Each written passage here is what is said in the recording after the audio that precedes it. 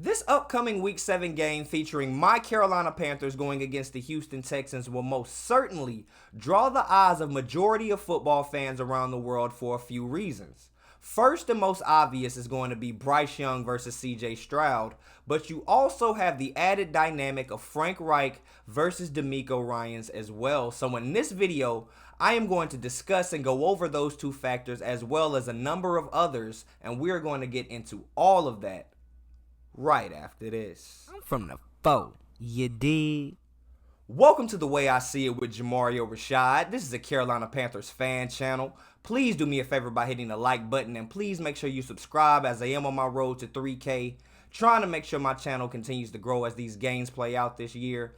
Now that that's out of the way, let's go ahead and get to this preview now. If you've tuned into any of my previous previews for this year, you'll know that I like to do it in a certain fashion, starting with the top storylines, get into the key matchups, and then I'll round it all off by giving you all my final prediction for how this game is going to work out. So we're going to start here with the top storylines, and of course the number one storyline that any and everybody that knows about football is going to be discussing while watching this game, as well as during the lead up to this game, is going to be Bryce Young versus CJ Stroud. Did the Carolina Panthers select the right quarterback, trading up from the 9th overall pick to the 1st overall pick, having absolute autonomy to get whichever player they deemed in the entire draft? They had the rights to that.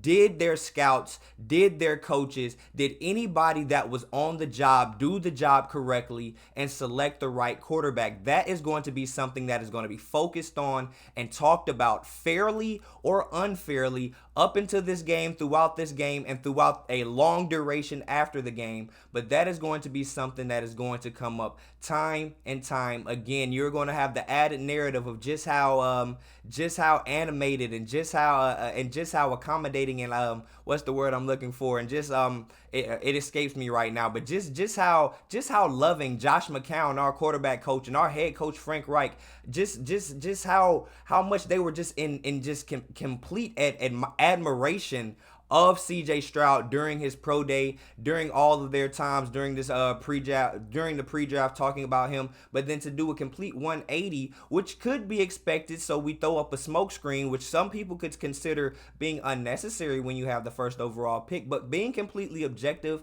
and giving them the benefit of the doubt, that being a smoke screen, a lot of people are wondering whether or not that smoke screen was actually real, and whether or not there were some trepidation behind the scenes about whether or not everybody that was in charge of making this decision, or at least had a hand to play in making this decision, whether or not they were all in agreement on who it was. We will never know that as the public, but trust and believe that is going to be something that is going to be continuously talked about throughout this game, especially depending on how the outcome shakes out. If CJ Stroud wins this game, continues to look dominant the way he has throughout the first 6 games of his career, everybody is going to talk down on Bryce Young. If Bryce Young comes out, has a career game, has the best game of his career, you may have that same pendulum swing back to the other side of the spectrum, and you have a lot more Bryce Young supporters. You never know, but that is undoubtedly going to be the biggest storyline heading into this game. But after that, we also have to discuss the coaching staff. Now, I know many people are listening to this like, what is the relevance of Frank Reich versus DeMeco Ryans? Well, if you are not aware, in the offseason, when the Carolina Panthers had this head coaching vacancy after electing to not hire interim head coach Steve Wilks after his performance last year, DeMeco Ryans was actually one of the coaches that turned down the open opportunity to come in and interview for this Carolina Panthers head coaching job. I'm pretty sure that they would have disseminated the information that they were planning on trading up. They would have buttered them up if this was the guy, if this was somebody that they wanted. I'm pretty sure that they would have put everything out there on the table. Now, God knows why he didn't choose to take that interview. It could be simply because he saw the forest through the trees and just saw that perhaps going to Houston was a better situation in the immediate future, or it could have had something to do with the current and with the lawsuit that was in place with Steve Wilks that is still ongoing at this time against David Tepper, and adding his name to the various other black coaches that have sued owners and all of that stuff.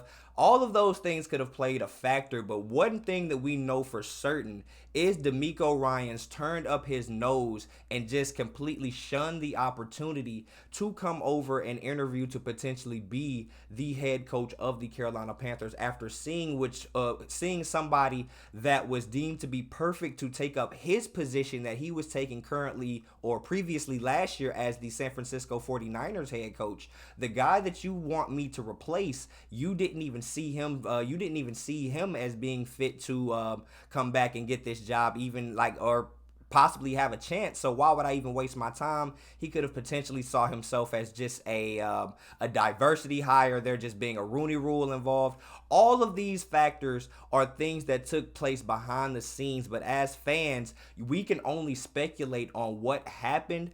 But so far, 6 games into the season, DeMeco Ryans looks like he has made he did make the right decision, at least for himself. Now, how will that play out over the duration of this game, over the duration of this season? That's something that is going to have to be talked about, but I'm pretty sure that is something that is going to be spoken about when this game is played, as we get closer to Sunday, and as as actual football gets closer. These storylines are going to be talked about a lot more closely, and I think this is one to watch. If DeMeco Ryans not only turned down a coaching opportunity, or at least the interview to hire to be hired here as the head coach, goes to another team, comes in here and completely works us, boy, we are going to be even more in the dumps than we have been going 0-6 to this point, in my opinion, man. So now let's get off of the coaching for a moment and swing it back over to the players. Now, 2 other players I want to discuss in this video would be the primary weapons that were selected for the aforementioned quarterbacks, be it CJ Stroud, Bryce Young, the number 1 and number 2 overall picks. The guys that their team chose to supplement their offense with, the first wide receiver that they chose to say, we are going to put you in tandem with our young star and hope that you all can grow together, would be Jonathan Mingo for the Carolina Panthers and Tank Dell, who went 30 picks later to the Houston Texans. Jonathan Mingo went in the 2nd round, 39th overall, and as I mentioned, Tank Dell went, I believe, 69th overall in the 3rd round. Now, Tank Dell undoubtedly has been out of the gate, straight out of the wrapper, a better wide receiver than Jonathan Mingo has been, and the Carolina Panthers had the opportunity to draft him, as I mentioned, as he fell 30 places after this, and Jonathan Mingo was somebody that the Carolina Panthers did not necessarily have their conviction on that pick. If you have been following this story, Jonathan Mingo is actually somebody that Carolina Panthers legend Steve Smith vouched for when our owner, not our scouts, when our owner called him the day before or the morning of day 2 of this 2023 NFL draft and said, which guys left on the board do you like in terms of the wide receiver? One of the main reasons Jonathan Mingo is here is because Steve Smith said out of the crop of guys that were still left at that point, he liked him as the best to be in Carolina and be paired beside Bryce Young. So far, it's not to say that he's been a bust. It's not to say that he's been bad, but in comparison to what Tank Dell has been able to do and what Tank Dell has been able to do for CJ Stroud right out of the gate, it's almost just like I believe it's unfair to claim that you made the wrong pick on the quarterback 6 games into the season. I also believe that it's somewhat unfair to make that declaration about wide receivers as well.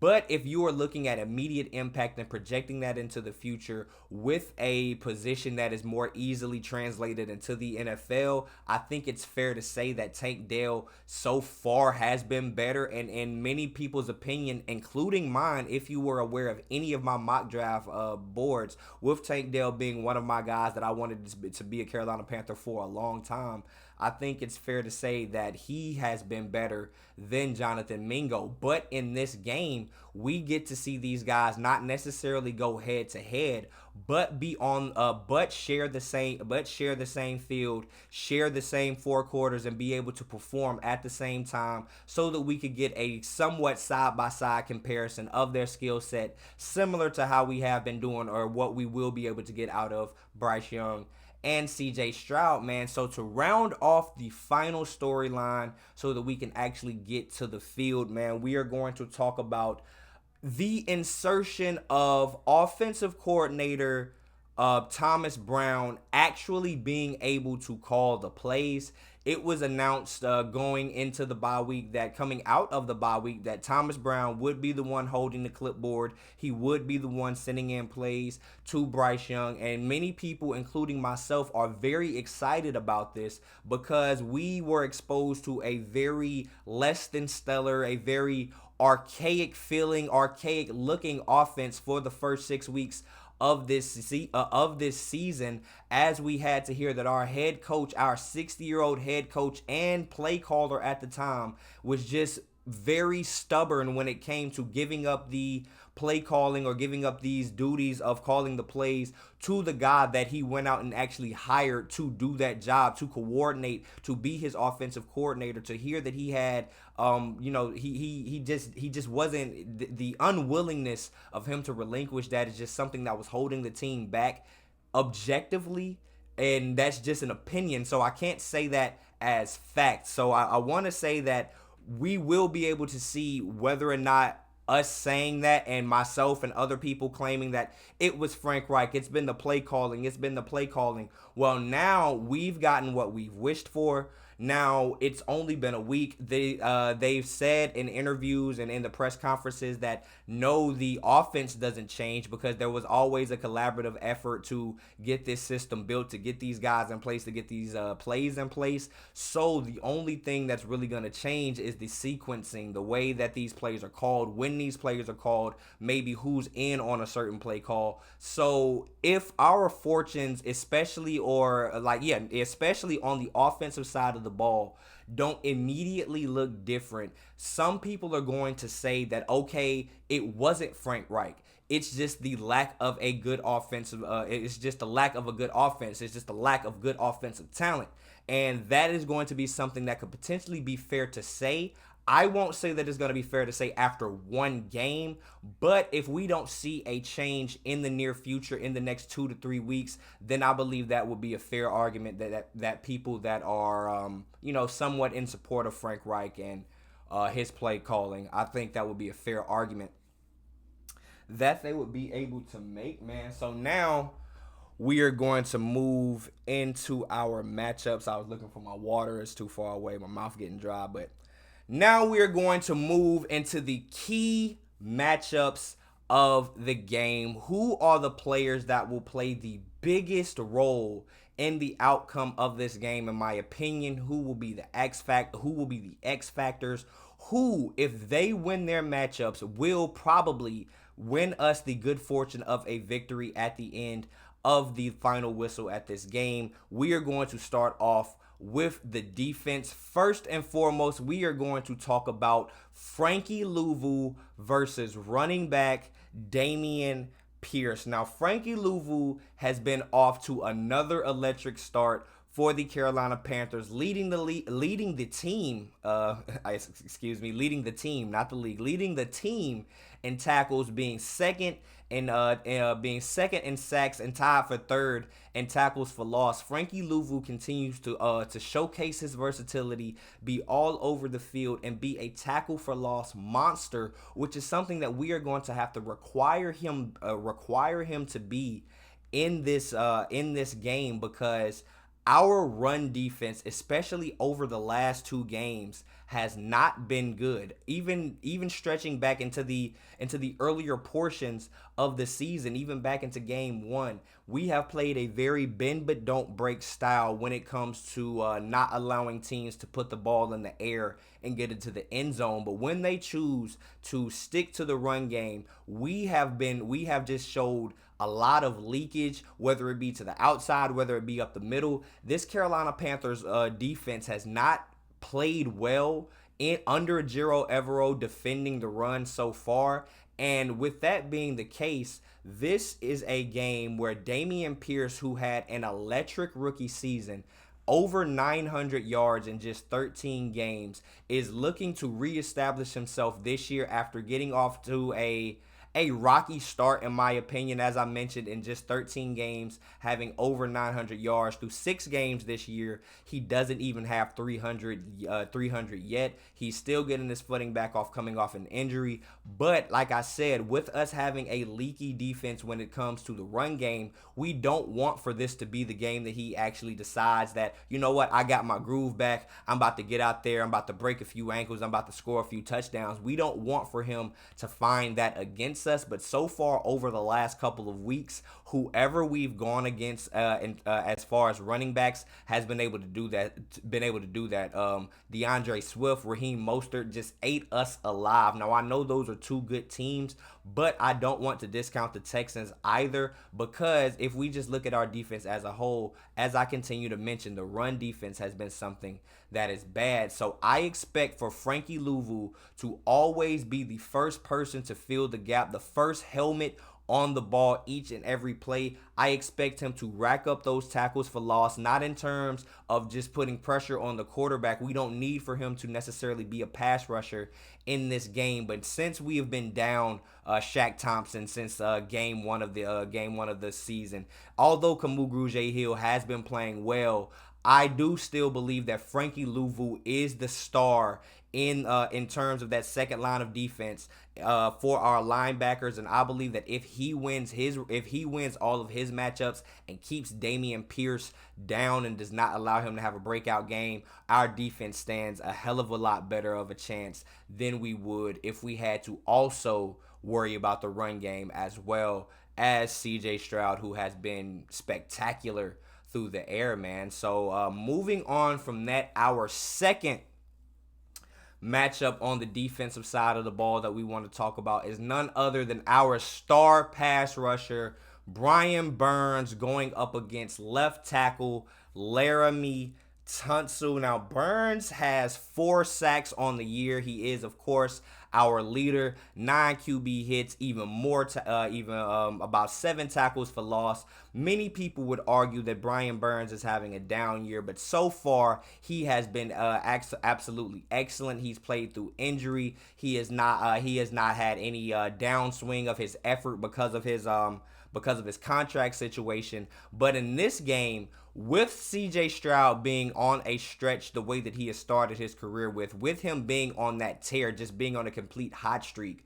one thing we are not going to be able to do, or one thing that we cannot just allow, is for CJ Stroud to have time in the pocket, sit back, and just pick apart our kind of bad secondary as it stands right here. Brian Burns is going to have to be a consistent presence felt on this field. Maybe he doesn't have to I'm not asking him to go out there, get 2 or 3 sacks, but what I am asking him to do is to be pressure consistently, to speed the opposing team up, to speed the opposing offense up consistently, to make CJ Stroud think twice, to just not allow for him to just chop up Dante Jackson and CJ Henderson. Now, the only way we'll be able to do that is with Brian Burns. Now, we did have somewhat of a hope with Yetur Gross-Matos having not even one of his best years so far in terms of starting out. He is unfortunately now on injury reserve, so we won't have him for the next 4 games. The Justin Houston experiment has been an absolute bust. So as of right now, the only pass rush threat that we have to even get close to home is going to be Brian Burns. So going up against just a stout force, the likes of a Laramie Tunsil, is going to be something that could end in a draw, could be a stalemate. But if that is the case, I think that is actually a loss for us, the Carolina Panthers, because if that is just an even matchup, that means that CJ Stroud is probably still having time. He's probably still picking apart our defense, and unfortunately, that means that they will probably score more points than us. So we need almost more than ever in any game this year for Spider-Man Brian Burns to have a tremendous impact on this game if we have any hopes of winning this game. So now, let's flip over to the offensive side of the ball. Who do I think are going to be involved in the key matchups when our offense is on the field? We are going to start off with our star young left tackle, Ike Ekwonu, a name that has been very, very divisive if you talk to many Panthers fans. A lot of people, including myself, will defend Icky, because one thing that I can say is when he is consistent, he's very consistent. His play is good. One thing you can't say is that he is a constant, that he constantly messes up, that he is just a liability out there, because I believe that there would have been ramifications, there would have been shuffles, there would have been moves that were made if that were the case. What happens with Icky is like a case of when it rains, it pours, because when it's bad, it's really damn bad. Icky doesn't make small mistakes. His mistakes are catastrophic. He's flinching on fourth and inches. You know, he's getting a illegal hands to the face, or getting a holding when we get a 43-yard bomb. It's just very untimely plays that are very momentum breaking, and because those things happen at such crucial points, people would have you believe that Icky constantly messes up, which just isn't the case whatsoever. Icky is an excellent run blocker. This team as a whole, this line as a whole, struggles when it comes to pass blocking at times.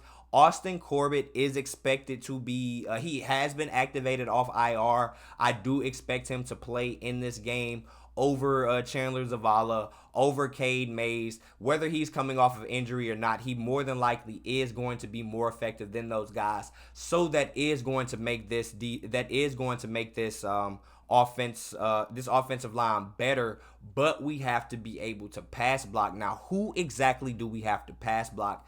In my opinion, that is going to be most important. No, it is not star young pass rusher Will Anderson, fellow rookie in this class. I am talking about defensive end, outside linebacker, however you want to categorize him, Jonathan Grenard, who has been on an absolute tear and who he is actually having a career year up until this point as well. Now, Grenard is actually, I believe he was a third-round pick around 4 years ago. So far, he has 3.5 sacks. That's almost half of his career average, only a quarter through the season. If you look at his career averages and what he's been able to do year by year, he is off to a pace that he is going to shatter every single statistical record that he has set for himself so far in his young career. So he being on such a path of destruction on that left side of that defensive line, I think that they are definitely going to be looking to get him involved in pressuring Bryce Young, just running multiple stunts that is going to allow him to attack Ike Ekwonu as well as Brady Christensen in a myriad of ways, and just show different looks and just allow him to play free the way that I've seen on the little bit of film. I will admit that it is just a little bit of film, but he has looked good on the tape that I have watched. Now, what this also does is, if he is able to be the guy that he has been through 6 games, what that allows is for attention to be brought away from Will Anderson on the other side, who is going against a veteran in Taylor Moton. But, so with Grenard going off on the other side of the ball, attention is going to be funneled over there. The double teams are going to be funneled over to that side. So that allows for Will Anderson to potentially have a breakout game, which is something that we don't want. So this matchup right at the line of scrimmage is going to be one that determines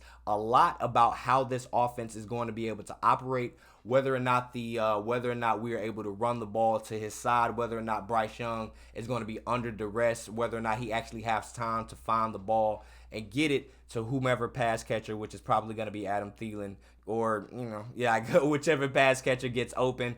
I believe that this matchup right here is going to play a huge role in that outcome. So that is the reason why I elected it to be the first of our offensive matchups that I wanted to discuss. Now, finally, the last of all of these and our final offensive matchup, again, it has to be our guy, of course, Adam Thielen going up against Steven Nelson. Now, Adam Thielen has been an absolute baller in Carolina. Don't let anybody tell you otherwise. Don't let the preseason and don't let the first game of the season speak for anything. In 3 of the last 4 games, Adam Thielen has had over 100 yards, and he is going to absolutely shatter his stats over the last 2 or 3 years. If he continues on this pace that he is on right now, he will have 140 catches and over 1,400 yards. That is how well a 33-year-old Adam Thielen is playing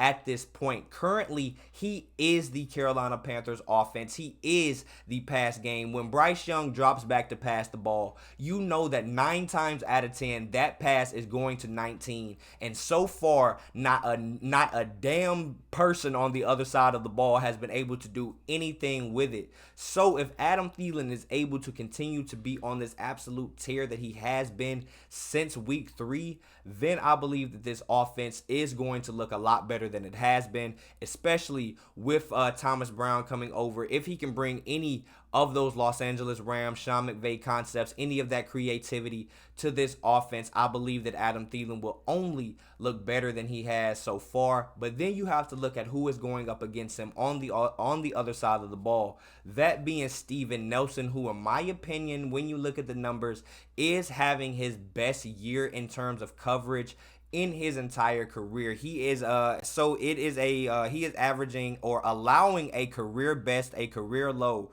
36.7 passer rating when he's targeted. He already has 3 interceptions as well as 3 pass deflections. This is the guy that I assume the Houston Texans will elect to have guard Adam Thielen the majority of the game. I don't watch closely enough to know if this is somebody that is going to travel, but I think if they're smart, just looking at their depth chart, just looking at what these players have been able to produce, I think that Steven Nelson more than likely is best suited to guard Adam Thielen. I don't think that he is going to do it sufficiently. I don't think that he is going to be able to hold Adam Thielen down. But in terms of everybody that is in that DB room, I think that he stands the best chance. And as I mentioned, he is having his best year. He is having his best season ever in terms of coverage. So we will see how it shakes out against Adam Thielen. This is a matchup that I believe will just determine how many points will the Carolina Panthers score. With our inability to commit to a running back, with our lackluster effectiveness because of our inability to commit to a running back, we have to score points by throwing the ball, and the recipient of those passes, as I've mentioned, has been Adam Thielen. So whether or not Steven Nelson is able to not hold Adam Thielen down, not lock him up, but just do an adequate job on Thielen, that is going to determine to me, more than any other matchup throughout the game, how many points the Carolina Panthers are able to score, man. So that brings me to the end, and that means I have to give y'all my predictions. Now, how do I feel?